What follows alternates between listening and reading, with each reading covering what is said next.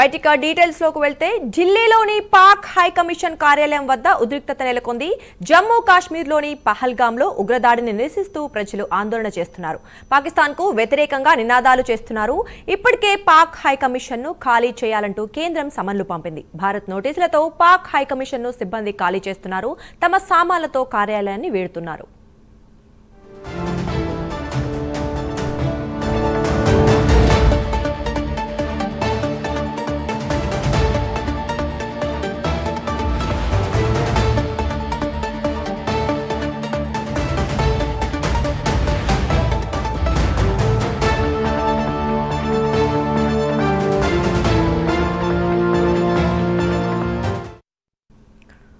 Right, ఇక ఇదే విషయం గురించి మరింత సమాచారం మా నేషనల్ బ్యూరో చీఫ్ కళ లైవ్ లో అందిస్తారు. చెప్పండి కళ, అంటే మనం దేశమంతా ఉలిక్కిపడే ఒక ఘటన జరిగింది పహల్గాంలో. ఖచ్చితంగా అందరూ ఖండించాల్సిందే, ఖండిస్తున్నారు కూడా.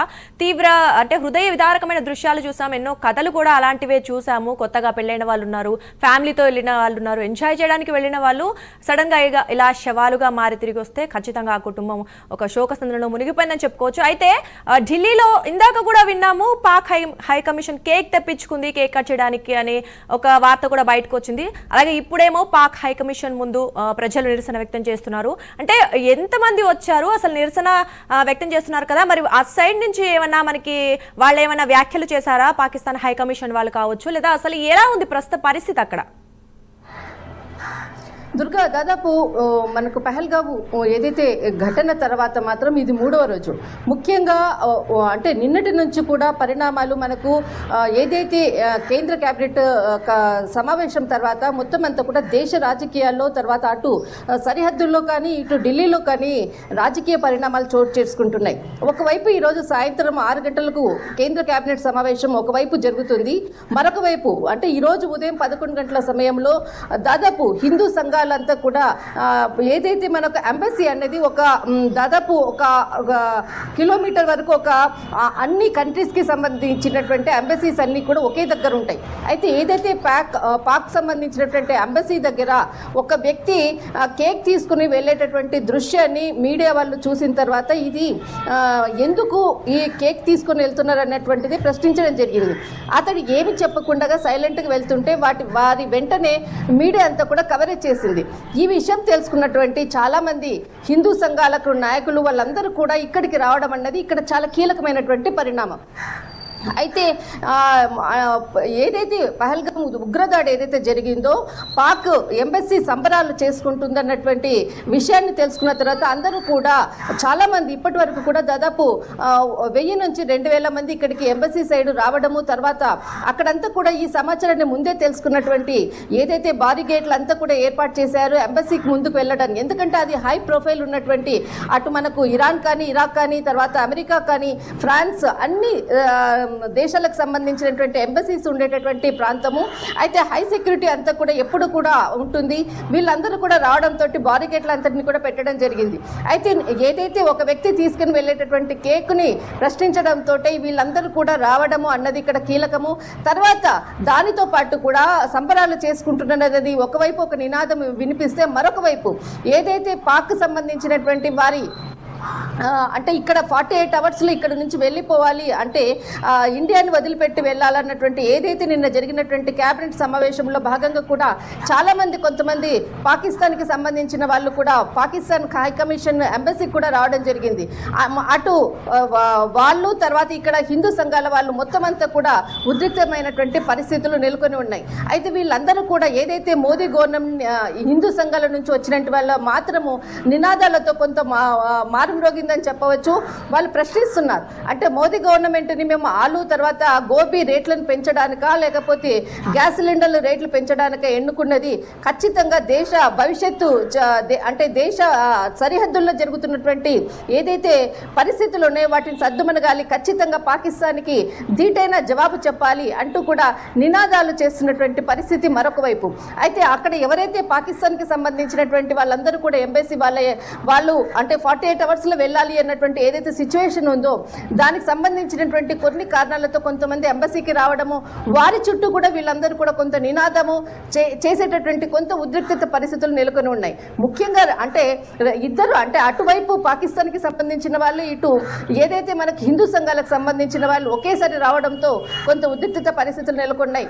అయితే ఏదైతే మనకు పాకిస్తాన్కి సంబంధించినటువంటి బార్డర్ వాఘా బార్డరు నిన్న రాత్రి నుంచి కూడా ఏదైతే మనకి బీట్ జరుగుతుంది, అటు ఇండియా కానీ ఇటు పాకిస్తాన్ కానీ రెండు దేశాలకు సంబంధించినటువంటి ఏదైతే వాఘా బార్డర్ దగ్గర జరిగేటటువంటి బీట్ను కూడా స్టాప్ చేయడం జరిగింది. తర్వాత అక్కడ ఉన్నటువంటి ఏదైతే గేట్ ఏదైతే ఉంటుందో ఇండియా పాకిస్తాన్ బార్డర్ అది కూడా స్టాప్ చేయడం జరిగింది.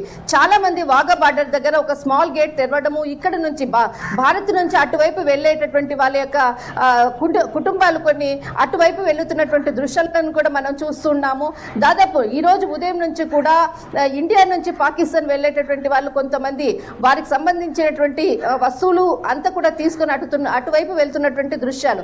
మరి అక్కడ నుంచి ఇక్కడికి రావడానికి మాత్రము మే 1 వరకు కూడా కొంత గడువు ఇవ్వడంతో ఎవరైతే ధృవీకరణ పత్రాలతో అటువైపు వెళ్ళినటువంటి వాళ్ళందరూ కూడా ఇటు రావడానికి కూడా వాళ్ళకి మే 1వ తారీఖు వరకు కూడా గడువు విధించడంతో ఇటు నుంచి వెళ్లే వాళ్ళకి మాత్రం చాలా తక్కువ సమయం ఉంది. ఈ సమయంలోనే అటువైపు వెళ్ళాలి కాబట్టి అందరూ కూడా ఇక్కడ ఇండియాలో ఉండేటటువంటి వాళ్ళందరూ కూడా అటువైపు వెళ్ళడానికి అదే ఒక అంటే దారి తర్వాత త్వరగా వెళ్ళడానికి ఉంటుందని అందరూ కూడా వాఘా బార్డర్ నుంచి వెళ్ళేటటువంటి ప్రయత్నాలు చేస్తున్నారు. దుర్గా రైట్. అయితే కళ మనం గతంలో చూసాం పుల్వామా అటాక్ జరిగినప్పుడు అంటే కేంద్ర ప్రభుత్వం స్పందించినప్పటికీ తీవ్రంగా ఇంతలా ఖండించలేదు, అంటే గట్టిగా వ్యాఖ్యలు చేయలేదు, బెదిరించినట్టుగా కానీ లేకపోతే మేము తీవ్రంగా ఖండిస్తున్నామని రాజ్నాథ్ సింగ్ నిన్న ఏదైతే ఖచ్చితంగా దోషులను శిక్షిస్తాము ఎవరిని వదిలిపెట్టమని అంత గట్టి వ్యాఖ్యలు చేయనప్పటికీ తీవ్రంగా దాని పరిణామం మాత్రం తీవ్రంగా చూపించారు. అంటే రివెంజ్ గట్టిగా తీర్చుకున్నారని చెప్పొచ్చు. అంటే సర్జికల్ స్ట్రైక్స్ అవ్వచ్చు, అసలు ఉగ్రదాడిని సమూలంగా నాశనం చేయడానికి పెద్ద ప్రయత్నం అయితే చేశారు, సక్సెస్ కూడా అయ్యారు. అయితే నిన్న ఈ వ్యాఖ్యల నేపథ్యంలో రాజ్నాథ్ సింగ్ చేసిన వ్యాఖ్యల నేపథ్యంలో మరి అంటే ఎలా ఉండబోతోంది? కేంద్ర ప్రభుత్వం ఇప్పటికే సింధు జలాలు అయితే ఏంటి, వాఘా బార్డర్ అయితే ఏంటి, ఎక్స్ హ్యాండిల్ ని కూడా బ్యాన్ చేసింది కదా, ఇంకా మరి ప్రభుత్వం ఎలాంటి చర్యలు తీసుకునే అవకాశం ఉంది? కొద్దిసేపటి క్రితమే దాదాపు బీహార్ పర్యటనలో ఉన్నటువంటి ప్రధాని నరేంద్ర మోడీ గారు బహిరంగ సభలో నిన్న మరణించినటువంటి వాళ్ళందరికీ కూడా మృతి చెందినటువంటి వాళ్ళందరికీ కూడా నివాళులు అర్పించారు. ముఖ్యంగా ఆ బీహార్ పర్యటన ఈరోజు పాకిస్తాన్కి ఉగ్రవాదులకు ఒక ప్రసంగం అని చెప్పవచ్చు, ముఖ్యమైనటువంటి ప్రసంగించారన్నటువంటి విషయాన్ని మాత్రం అక్కడ చెప్పవచ్చు. దాదాపు ఎక్కడ ఉన్నా దీనికి ఎవరైతే నిన్న ఉగ్రదాడి చేశారో వారికి త్వరలోనే ధీటైన జవాబు ఇస్తాము ఖచ్చితంగా అంటూ కూడా ఒక గర్జించినటువంటి నేపథ్యం అని చెప్పవచ్చు బీహార్ ప్రసంగం. అసలు మనకు ఇక్కడ ఈ ప్రసంగంలో మాత్రము అక్కడ బీహార్కి వెళ్ళిన సందర్భంలో మొత్తం అంతా కూడా పాకిస్తాన్కి సంబంధించినటువంటి ఉగ్రదాడికి సంబంధించిన అంశాలనే ఎక్కువగా ప్రస్తావించడం జరిగింది. యావత్ భారతదేశం అంతా కూడా ఎవరైతే మరణించినటువంటి వాళ్ళందరికీ కూడా నివాళులర్పిస్తూ ఖచ్చితంగా వారికి అంటే ఎవరైతే బాధితులు ఉన్నారో వారికి పూర్తి న్యాయం చేస్తానంటూ కూడా ఈ ప్రసంగంలో చెప్పారు. ఏదైతే నిన్న కేంద్ర కేబినెట్ సమావేశం జరిగిందో ఆ కేబినెట్ సమావేశం అనంతరం కూడా ఇప్పుడు ప్రస్తుతం జమ్మూ కాశ్మీర్లో ఉన్నటువంటి పరిస్థితులు అనుకోవచ్చు, అటు కేంద్ర హోంమంత్రి అమిత్ షా, తర్వాత కేంద్ర మంత్రి రాజ్నాథ్ సింగ్, కేంద్ర మంత్రి జైశంకర్ ముగ్గురు కూడా సమావేశం అవుతున్నారు.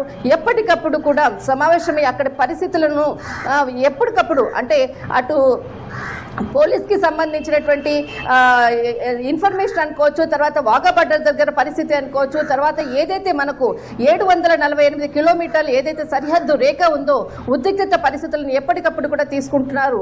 ఖచ్చితంగా అంటే ఏదైతే నిన్న జరిగినటువంటి సమావేశం అయిందో ఆ సమావేశం నుంచి కూడా పాకిస్తాన్ కొంత భయపడుతున్నటువంటి సిచ్యువేషన్స్ కనపడుతుంది.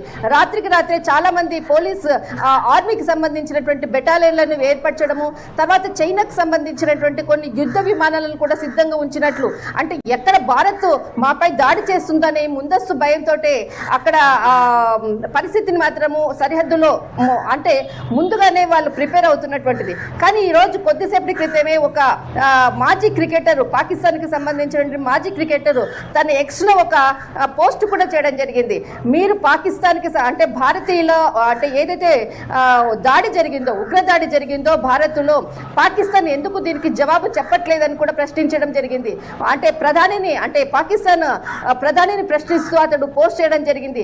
దీనిపై కూడా అందరూ కూడా అంటే ఆ క్రికెటర్ చేసినటువంటి ధైర్యము ఏ పాకిస్తాన్ కి సంబంధించినటువంటి ఆర్మీ కూడా ఏం చెప్పట్లేదు అంటూ కూడా ప్రశ్నిస్తున్నటువంటి ఇది. అంటే ఒకవైపు మొత్తము అంటే ఈ మొత్తం అంతా ఈ పెహల్మాన్ ఈ దాడి చేసినటువంటి ఏదైతే ఉందో ఇదంతా కూడా పాకిస్తాన్ చేసింది అని ప్రపంచానికి కూడా తెలుసు. కానీ అంటే ఈ దాడి వలన చేసినటువంటి ఖండిస్తున్నామంటూ కూడా ఎక్కడ కూడా పాకిస్తాన్ కి సంబంధించినటువంటి ఆర్మీకి సంబంధించిన వాళ్ళు ఎవరు కూడా దీనిపై ఒక్క మాట కూడా దీనిపై స్పందించలేదు. మొత్తం మీద మాత్రము నిన్న జరిగినటువంటి కేబినెట్ తర్వాత మనకి ఈరోజు సాయంకాలం అఖిలపక్ష సమావేశం కూడా జరుగుతుంది. ఈ సమావేశంలో కూడా చాలా కీలక నిర్ణయాలు తీసుకోబోతున్నారు. ముందు అటు పాకిస్తాన్ కి గట్టి బుద్ధి చెప్తామంటూ కూడా ఇక్కడ కేంద్ర కేబినెట్ సమావేశం నిర్ణయించినటువంటి పరిస్థితి అని చెప్పవచ్చు. దుర్గా. రైట్, థ్యాంక్ యూ కళ.